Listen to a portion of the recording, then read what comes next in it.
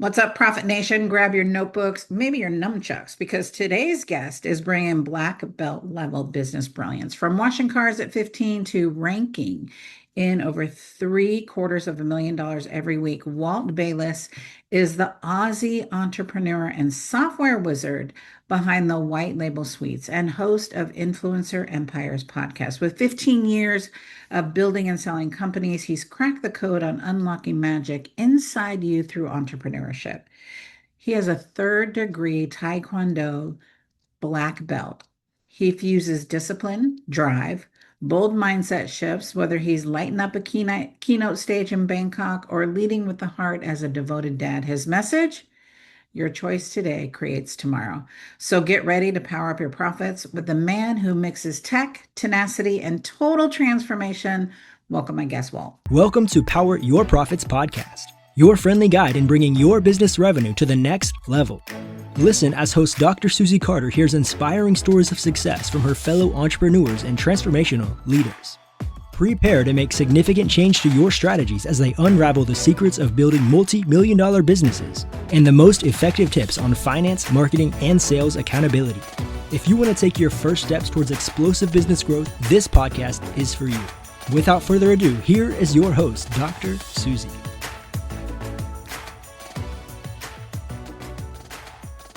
All right. Well, start with the sign behind you. You have magic in you. Is that your daily mantra or your secret weapon? Because I'm feeling it already every time I talk to you. Yeah, thank you. This is from? this was a gift from my business partner, actually. So every time we speak into people, I think one of my superpowers or one of my real skills in the world is being able to help people unlock their future.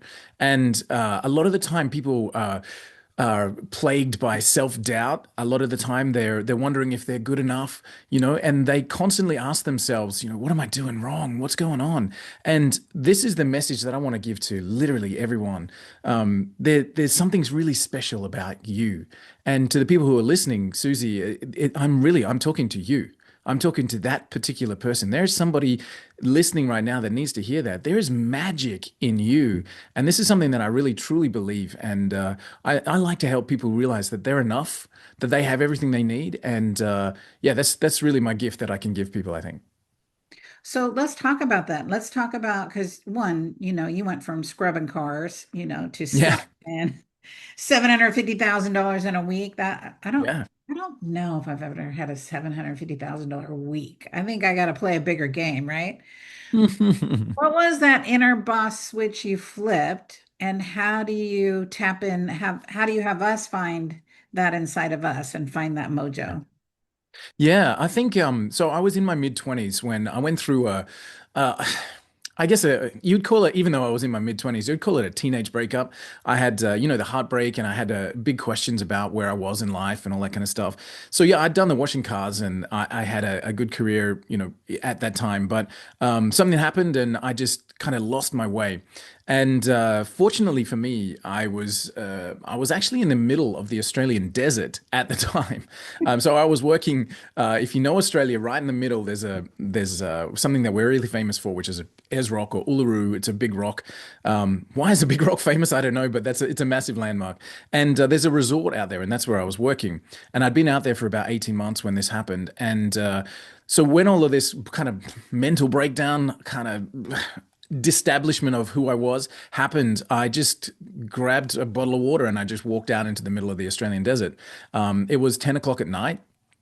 And I sat there until I sat on the middle of a sand dune. And it is literally what you picture in your mind. It's red dirt, spiny, thorny plants, and nothing else on the horizon. I'm surprised I didn't get lost, actually. But I sat on the top of a sand dune. I watched the moon rise and the sunrise. And I found myself. It was interesting. I came back that morning recharged. And the thing that I think I wanted to answer your question, what I realized was I'm responsible for my decisions. Right. And I think probably of all of the things that I've ever felt and taught and live, it's that you don't like something, change it. You are where you are because of what you've done in the past. Whatever's happened to you has happened for you, and what you do next is up to you.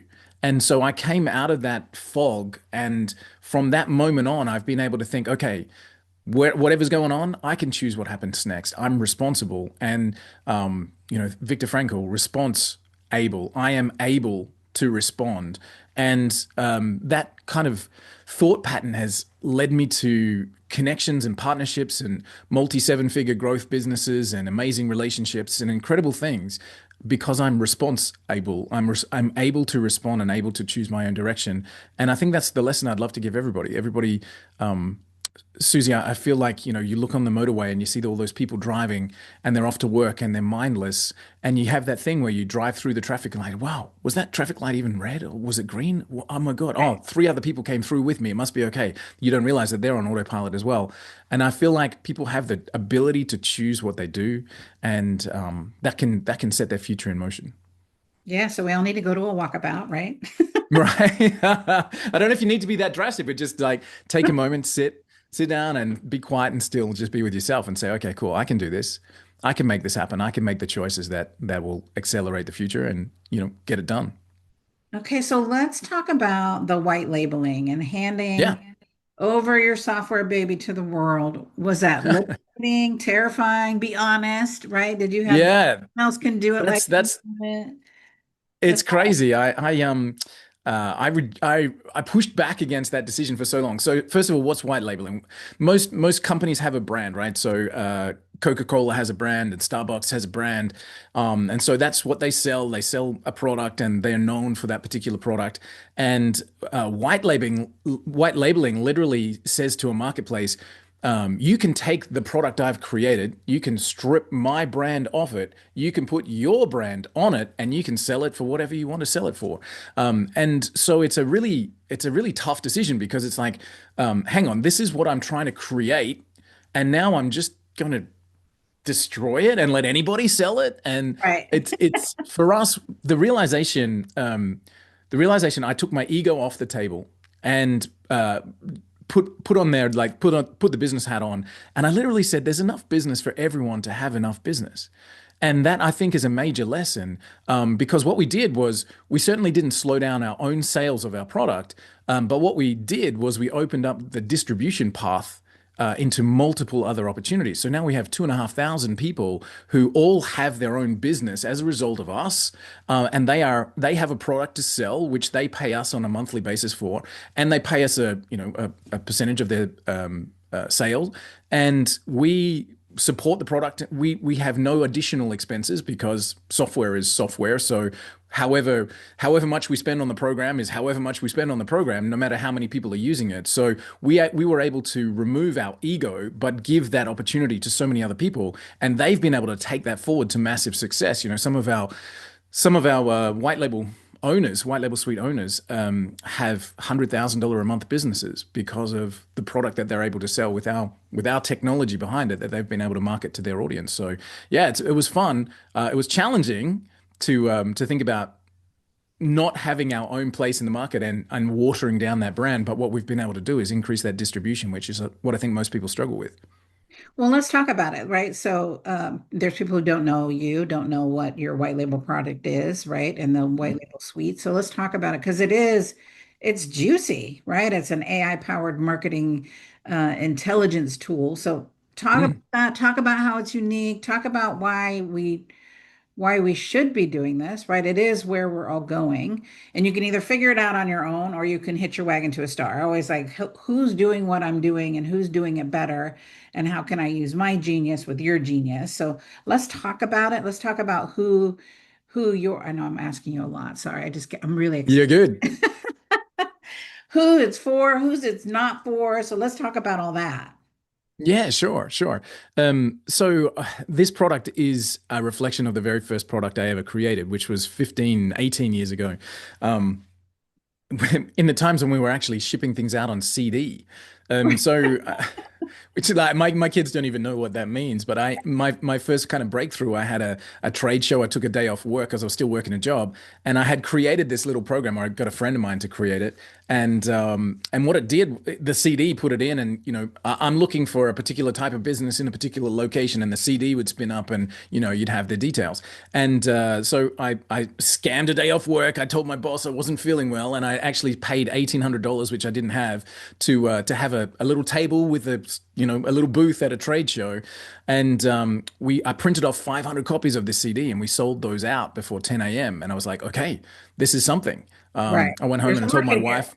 Yeah, right. I went home and I told my wife, going to work is now costing us money, and I quit my job the next Monday and have been a self-employed entrepreneur ever since. So this program is designed to help find leads, help find business. Any company, any entrepreneur, anybody who's building a company or business needs customers. And Right. so what this program does is dials in exactly who we're looking for. Say, okay, I'm looking for this kind of person. This is my ideal prospect. Go and find them. And so it's designed to do that. And the AI piece has given this a superpower, Susie. So what we can do. So for example, and just purely to talk geek for a second, I did a demonstration with a client yesterday, and this client is a business coach. So this client has a very unique way of approaching their clients and their next prospects and helping them with it achieve breakthroughs. Now that's a very different client than a real estate agent, right? Yeah. And that's a very different client than a commercial insurance person, and that's a very different client from an accountant. So everybody has something unique. And what AI allows us to do is understand that unique position, understand who that customer is, and create a profile for them that's specific. So let me give you an example. This business coach said, okay, I'm looking for CEOs who live in the continental US, who run companies of more than 10 million. And I need to be able to approach them with something unique and personalized so that I can have an introduction to them and, create a conversation that leads to business. So we're able to go into the program. We say, okay, I'm looking for CEOs, construction companies, or CEOs doing this kind of turnover. And then once we've got that list, that's only part one, and this is where we really differentiate ourselves. Now we let the AI take a spin at that, and we say, okay, understand who I am. I'm a business coach, and this is what I do. Now I want you to look at that particular individual person and create something unique for me. And so then the AI at scale, en masse, 100 times a minute, can actually look at that CEO, look at their history, look at their jobs, look at their staff, look at their company, and create direct messages, emails, LinkedIn emails, personalized video content, can create amazing things that are personalized to that individual prospect. So what we're able to do is go, cool, you're an accountant, you're looking for this kind of business, done. You're a business coach looking for CEOs and entrepreneurs, done. And so the AI power behind the lead software enables that personalization at scale. And then of course, the white label piece. So we have the retail brand of that. If people are just looking to buy that product, they can do so at prospectfalcon.com. But white label is for the people who say, you know what, this looks like a great opportunity, and I could sell this program 1,000 times over. Just give me a shot at it. So that's the white label suite piece. And I did a comparison the other day on a social media post. I was like, okay, let's go and look at other opportunities in the marketplace. What if you wanted to buy a bakery? I was like, okay, cool. Let's just businessesforsale.com. And the first one that came up was a bakery. I was like, okay, this bakery is going to cost you $720,000 plus then you pay a percentage of the thing. It was a franchise bakery, and it's, you got to pay rent and you got to pay staff and you got to do all that kind of stuff. And we said, well, what about owning a software brand where you don't have to actually have a development team, and you can get started for $10,000 a year and sell it unlimited times over and build a recurring income. So I was like, which one works better there? It's a different thing. But so the white label piece is for business owners or opportunity hunters, entrepreneurs who have a sales backbone and want to be able to create their own business as a result. They can white label pretty much anything that's out there in the marketplace if you search for it. And our tool is one of those that is enabled, so you can put your brand on it and go out and make your own sales and build an empire. I love it, right? And people go, "Oh, just build it and they'll come." But building a software company, that was probably That's one of hard. the hardest businesses that I created, and I knew nothing about software when I did it. So I just acknowledge you for that, and then really love. Thank you. People have no idea, one, how expensive it is, and two, just the roller coaster. It's different, but it is the future, right? When you look at, you can 10x Yeah, what you're doing and how you're doing it with technology. And we're all talking about technology. So you're either going to miss the boat or jump on the boat, right? And you can, absolutely. with Walt, whether you're using it for consumer at the Prospect Falcon, or you're using it as, an agency to be able to go, how do I create those revenue streams that everybody's talking about, right? But it does take that radical action. And Yeah, definitely. You're also mic dropping, right, with your own podcast, Influencers Yeah. Empire. So let's spill it. How do you turn, everybody asks me this, how do you turn a podcast into profit, not just Yeah. sexy content?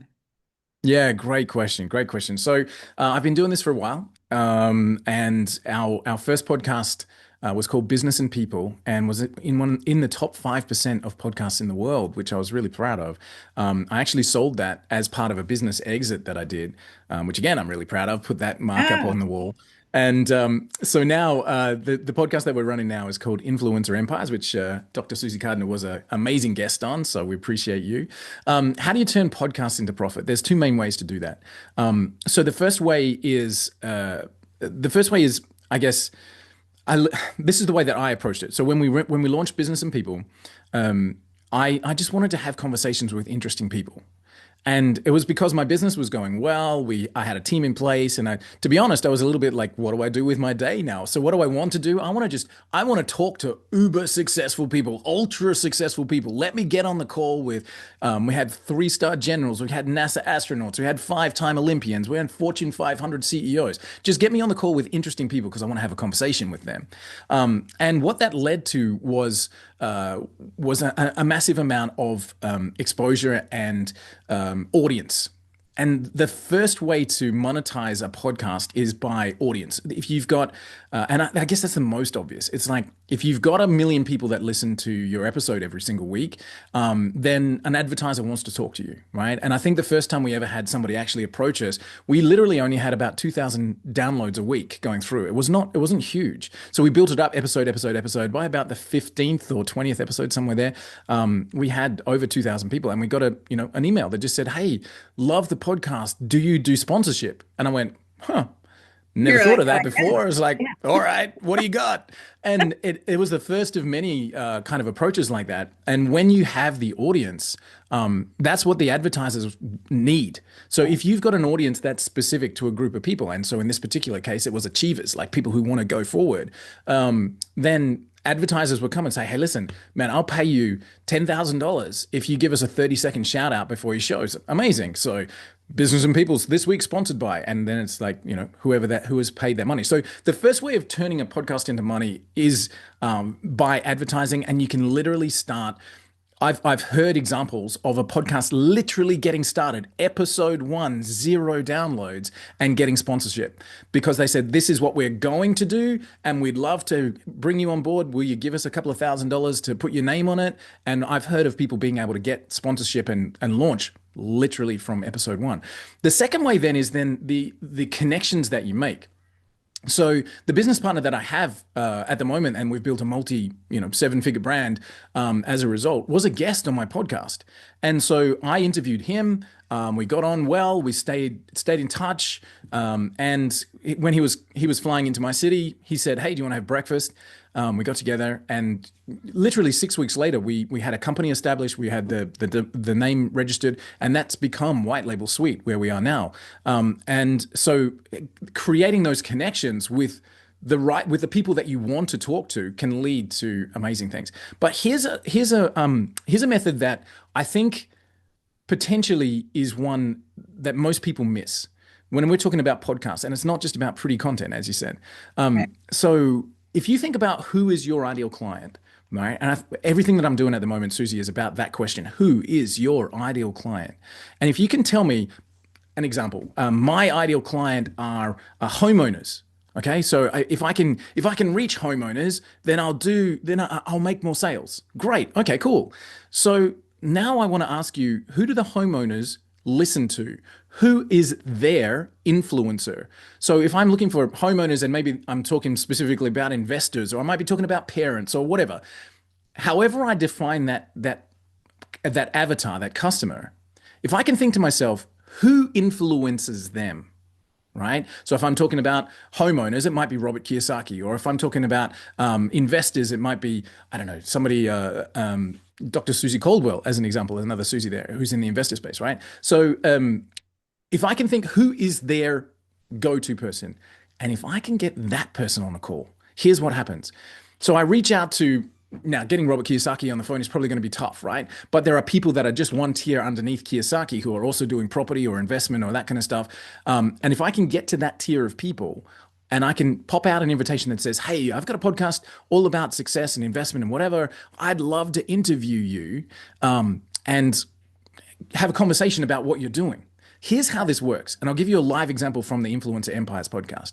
Our ideal client, the people we're looking for, are in sales. We want to talk to them about our prospecting software, right? So they're in sales. We brought on one of our influencers who's a sales training coach, who is a genuine influencer in the space. 1.6 million followers on Instagram, millions of followers on the other channels as well. So I interviewed Mike, and here's what you do as a podcast host. I made Mike look like a rock star. Okay, same as Susie. And with you, Susie, it was so easy to make you look like a rock star. But I made Mike look really good, right? And then after the interview, I sent Mike a gift basket. Susie, did you get a gift basket from me?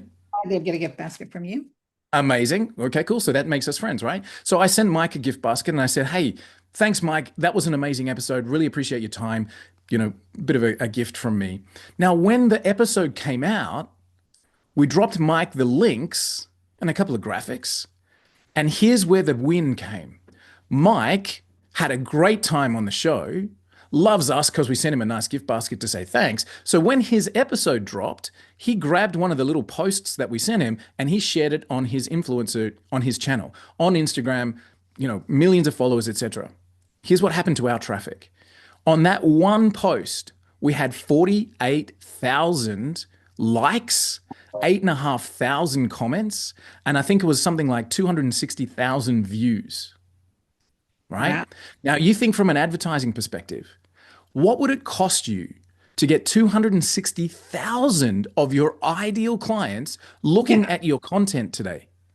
It would, if you're paying $2 a click, you're talking $500,000 worth of exposure. What did that cost me? It cost me a beautiful conversation with Mike and $100 gift basket. And right. we had hundreds of thousands of our ideal client looking at our content on that day and engaging with us. So that's building audiences that we can then retarget to. So how do you monetize a podcast? You think about who are you really trying to reach? And then you go one level up from them. And then you interview those people and make them look great with no intent, right? I'm not interviewing somebody hoping, or I'm hoping, but I'm not, it's not with the intent of them sharing the content. That's just a natural evolution of what happens. And if we look at Influencer Empires, you know, we've done a couple hundred episodes now. Probably 25% of the influencers that we connect with share that content. And that's just traffic spikes like you've never seen before. So if you can think about who's your ideal client and you go one level up and you talk to the people who influence them, when they hit the share button, you absolutely take off. So how do you monetize your content? Get the audience and get the influence of the audience and just be a nice person and listen to what they talk about and have good content, I think is probably the key piece there as well, Susie. Good content and follow up, follow up, follow up. It's amazing. Hell yeah. People go, I'm just going to be on this podcast and then I'm going to get this and that. I'm like, consistency, right? Yeah. Consistency. So let's talk about, because you are a black belt, a 3rd degree black belt, right? Mm.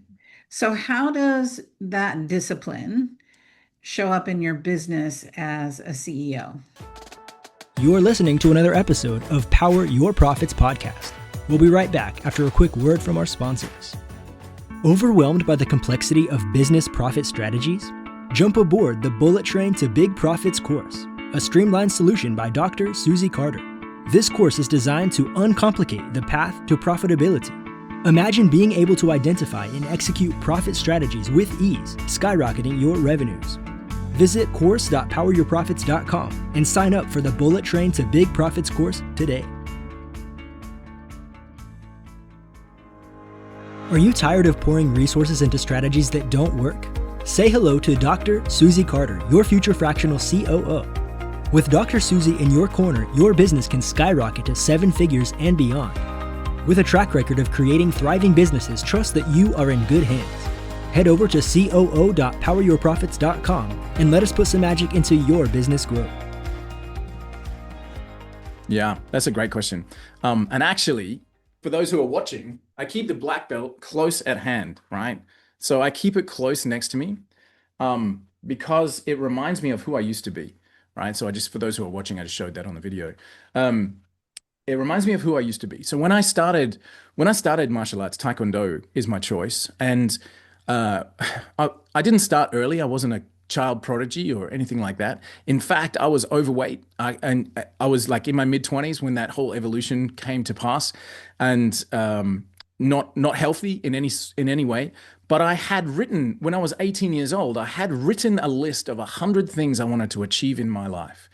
And the number one thing on that list was to be a black belt. And I didn't know why, probably from all the Jackie Chan movies, but I wanted to be a black belt, right? So when I decided that I was going to do this, I turned up to a class and, completely overweight, unfit. I couldn't jump above my ankles. And I turned up into class and I was just blown away by these amazing athletes and what was going on. And there was a guy at the front of the room who was probably in his 40s. Jamie was his name, and we're still good friends today, 20 years later. So Jamie was at the front of the room, and Jamie already had a black belt around his waist. And I watched this guy just like a machine. I couldn't believe that a human could do what Jamie was doing. He could kick the doors off a Chevy. I mean, he was incredible. And so I was this overweight kid in sweats at the back of the room. And as always happens in martial arts class, what happened was that the instructor said, we're going to do this, this, and this. And then halfway through the class was like, okay, partner up. Now we're going to practice what we just learned. And I headed straight for Jamie, the black belt, at the front of the room. And he kind of looked at me like my first day in the class, and I've headed to the black belt. And he looked at me and he went, "Really? Like, do you really want to partner with me?" And I said, "You know what, man? I'm here to wear that belt. I'm here to be black belt, and you are a black belt, so you got what I need. I'm here to learn." And he said, "All right, let's go." And he kicked my butt. So he absolutely kicked my butt. But I'm he taught me. sure. Yeah, he taught me along the way. And then so I trained my heart out. Busted everything I had. And after class, I said to Jamie, "How do I get there?" What he said next has forever changed my life. And that's your answer to your question about how it reflects into life as a CEO and as a business owner. What he said was, I just kept turning up to training. And at the time, I kind of went, okay, all right, you know, kind of I didn't realize Okay. the impact of that comment, but I took it on board and I kept turning up to training. And the thing for me was I just kept turning up. And the thing was I got that, lesson two and then lesson three, I couldn't tell you that I was different lesson three, lesson four, lesson five, but I could 100% tell you I was different lesson 100, Yeah.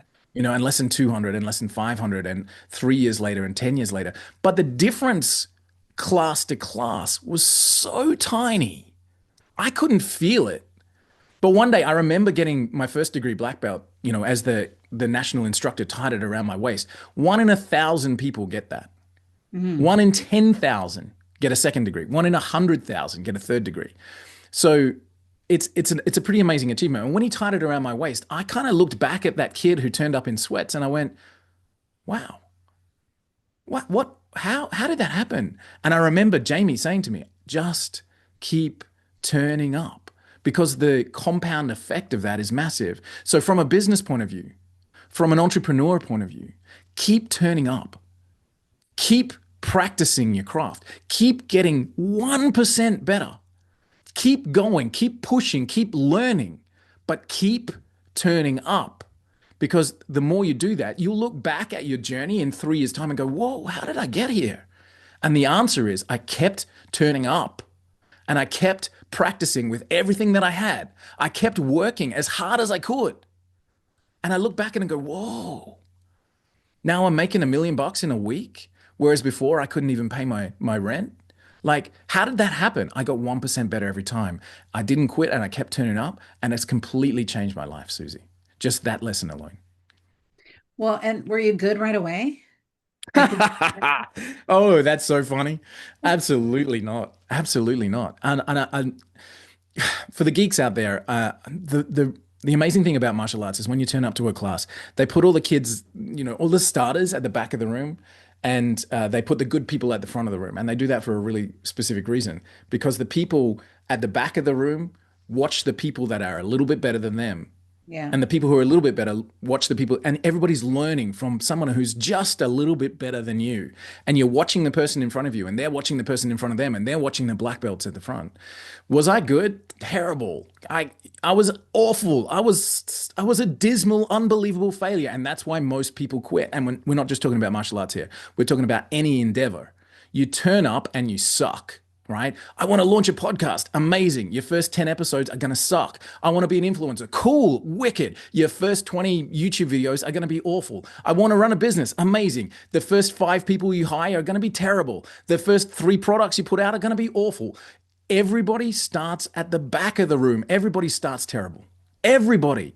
Right? The thing is, it's the pain when you go, oh my God, I suck at this. I'm so bad at this. Right? What happens next will change your life. You can either say, cool, let's go, let's drop out, let's do something else. Or you can say, okay, I suck, but I'm committed. And if I'm committed to getting better, then there's no telling what you can do. You always suck at the start, right? And we just watched amazing Alex Hormozi launch one of his products. He did $100 million in a weekend. And I was listening to one of his early audios, and he was saying, oh my God, why do I suck so much? He just did $100 million in 24 hours, right? And he's going, and he, all the way back, when he walked in the room, he's asking himself, oh my God, why do I suck so much? Right? So We everybody all, starts right? bad, and Yeah. it's the decision to get one step further and one step better that will see you through. Well, so let's talk about everybody wants to quit. Everybody so you had every empire has their plot twist, one hilarious or humbling fail moment that nearly had Mm, you yell, I quit. I want to burn yeah. it, right? What was that? And then how'd you turn it into gold? Yeah, thank you. So I'd had some good success. I think I'd made a couple of million, and decided to go big. So I thought to myself, I had I had what I thought was a Midas touch, Susie. I thought arrogantly that everything I touched turned to gold. I'd had some wins, I'd had some success, I'd bought some houses, I was doing great, right? And I thought, I can't fail at this. I'm a wizard.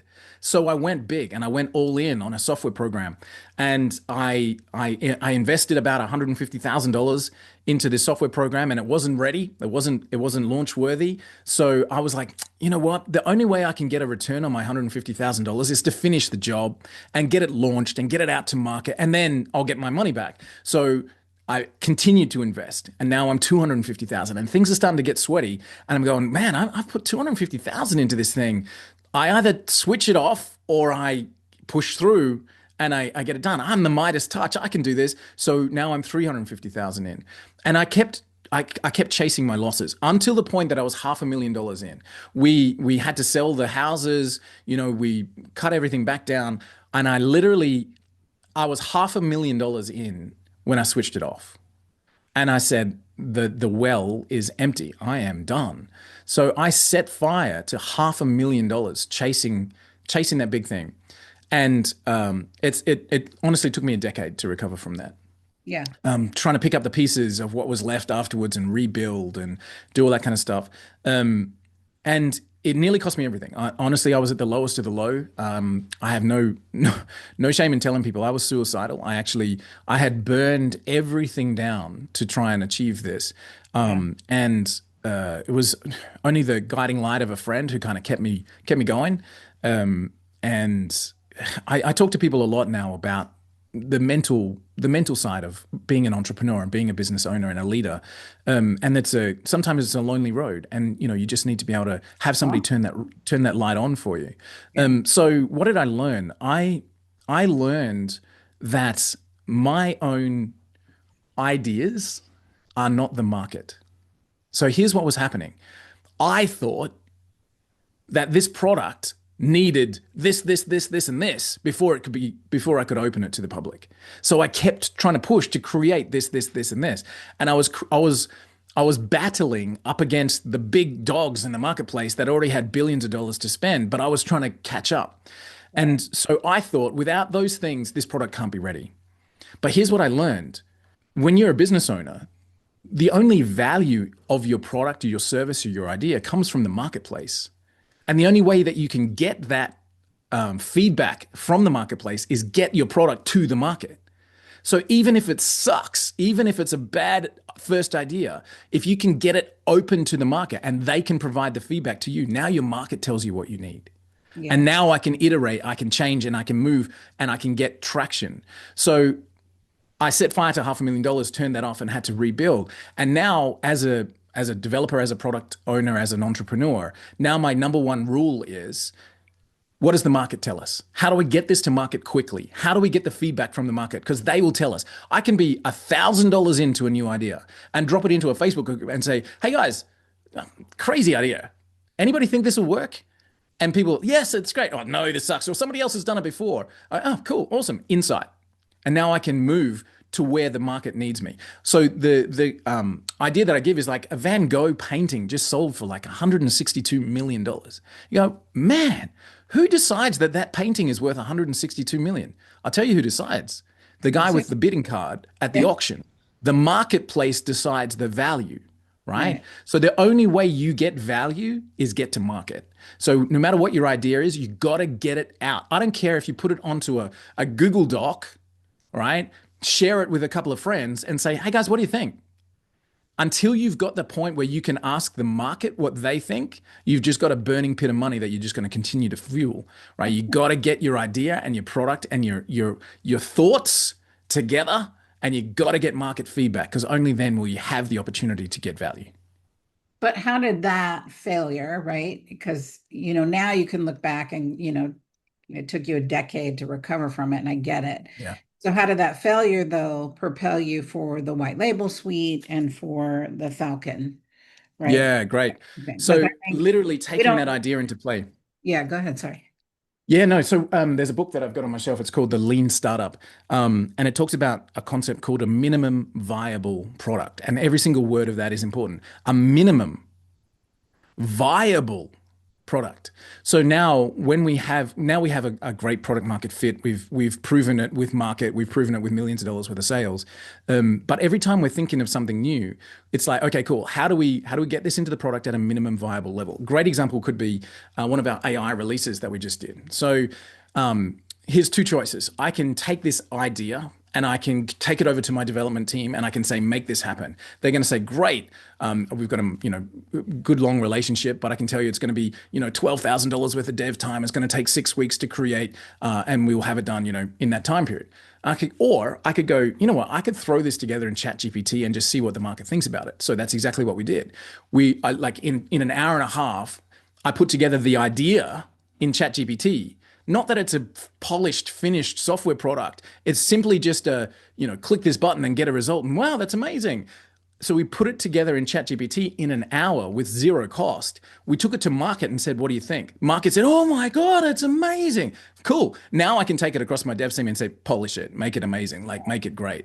But so the difference is, how did that failure change the way that we operate now? We work with MVP, minimum viable product, in everything we do, including this event that we're launching in a couple of weeks.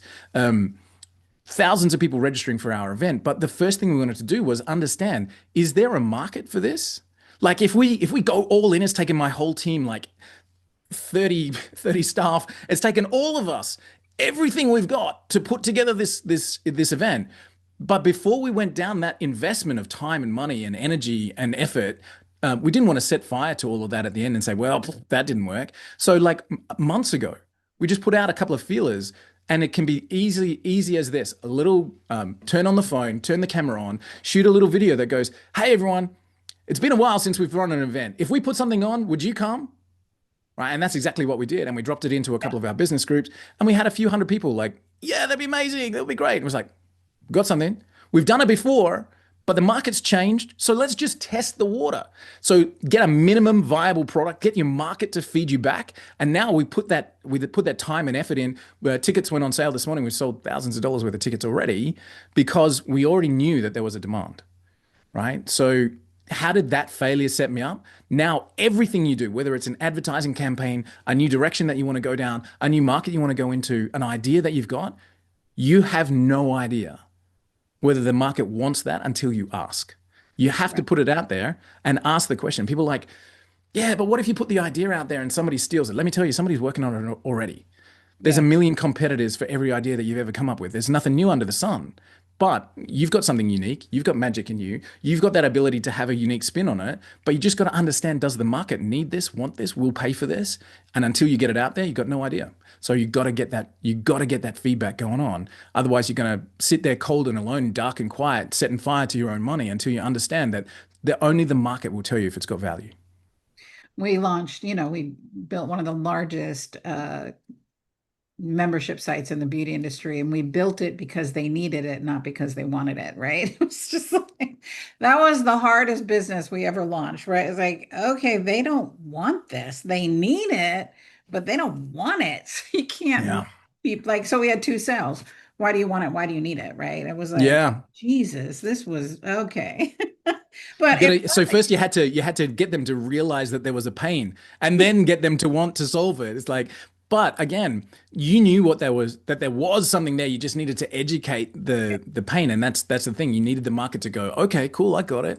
Show me more. You'll be the early adopter when you are that entrepreneur, that creator, that inventor. You have to go, you're the early adopter, right? So there is Yeah, that process of being first to market, right? So yes, will people steal it? Sure, but the reality is you're going to be 10 steps ahead. You're going to keep making it better. You're going to keep being, in the forefront if you keep showing up, right? You keep doing, that's it. you keep practicing, you keep, doing that roundhouse kick, right? You keep making it Yeah, happen over and over and over again until it's perfection, right? Until you that's can't it. what you need to do. So talk about your event. When is your event? Where's your event? What's happening with the event? Yeah. What give us the details because Give us the details. Sure. So we've called the event the unofficial high level event, which is 28th, 29th, and 30th of the month of this month coming up. And it's designed, we actually myself and my business partner wrote a book together, which is, if I can grab it and show it on camera. yes.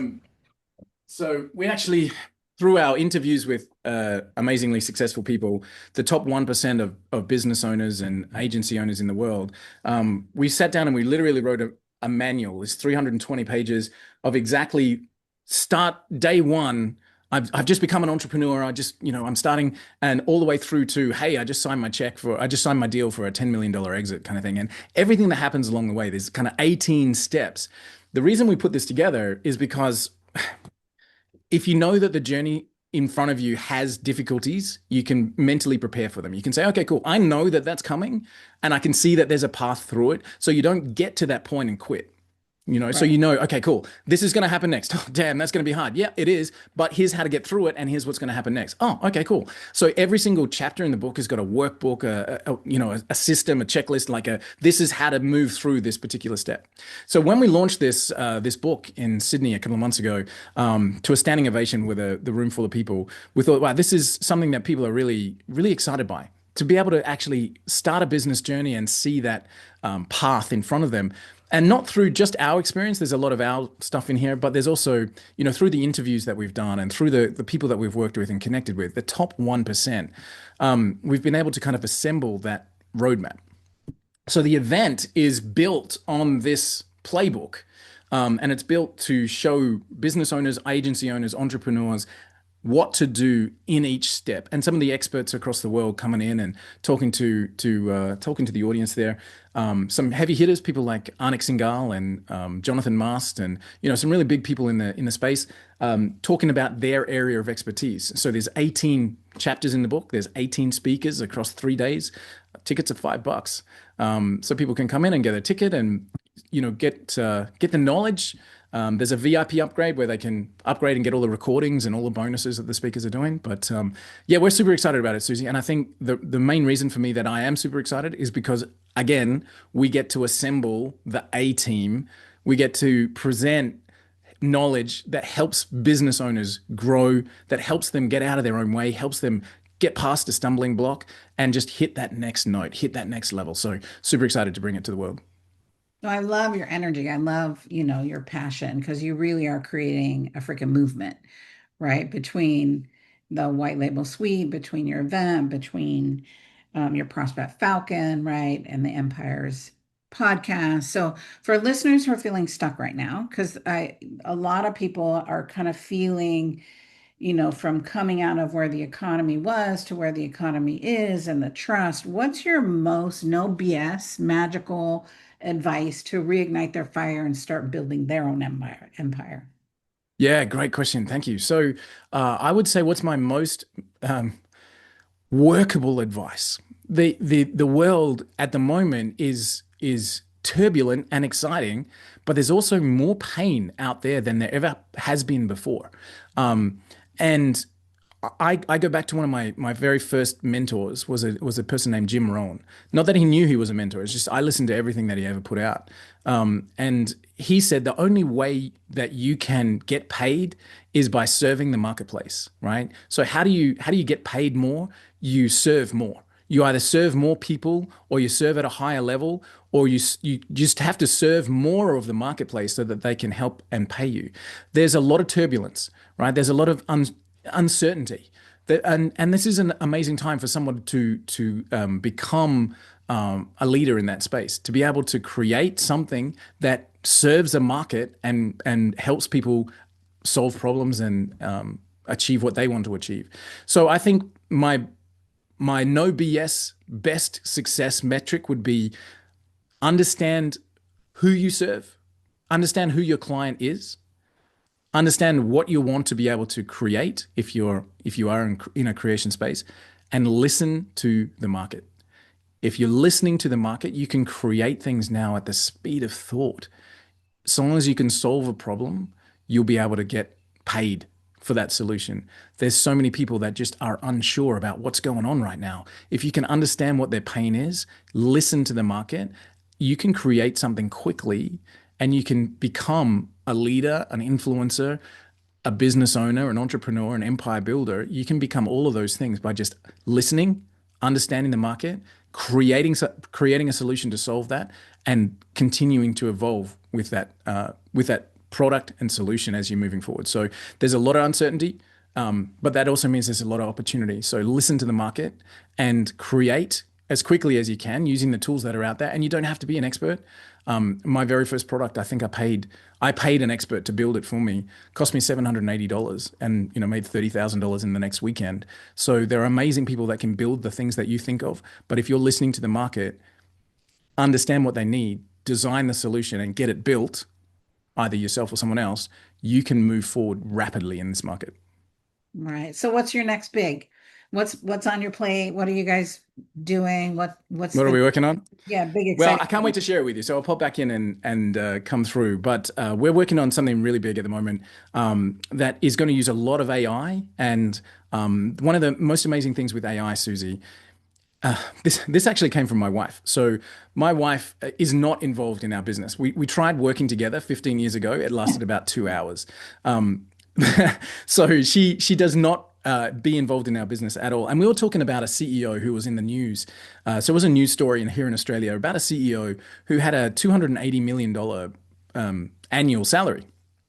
And she said to me, what could a CEO ever do to be worth $280 million? right? And I said, the reason that CEOs get paid that kind of money is because they have understanding across multiple segments. So they understand the finances, they understand the marketing, they understand the legal, they understand, and they have board of advisors, and they understand across the whole organization. And the great thing about AI is AI can have that interpretation across multiple fields quicker than any CEO with 40 years worth of knowledge can do.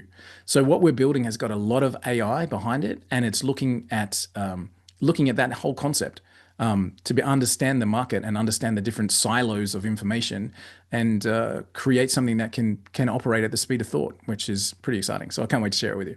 That is pretty exciting. So that's juicy. So if we didn't light a fire under your empire today, I don't know what will, because Walt just dropped some truth bombs, some tech gold, some serious black belt mindset, all in one episode. So if you loved what you heard, and I know you did, do me a favor, hit that like button, drop a review, but more importantly, share it with other dream chasers. because you can't grow your business alone. You need tribe, you need community. Spread the message. Somebody needs to hear this message. And remember, when one of us rises, we all rise. So until next time, keep powering your profits, owning your brilliance, and make sure you go follow Walt, follow his company, see what he's up to, see what he's doing, so that you can be the next game changer. Walt, I love you. I appreciate you. You're a badass and you're fun. Such the package. Thank you for being here. Thank you for celebrating all of us and being committed to us and our greatness, because we have the magic and you have the magic, and I appreciate you. Thank you, Susie. Right back at you. Thanks, everyone. Thank you for joining us for this episode of Power Your Profits podcast. Let these building blocks from today's most successful industry leaders equip you with the necessary resources and tools to finally establish the highly profitable business of your dreams. Want to hear more? Listen to more episodes at www.poweryourprofitspodcast.com. And don't forget to subscribe to the show. Now is your time to rise to the top of your game. So be sure to catch our next episode. Until next time.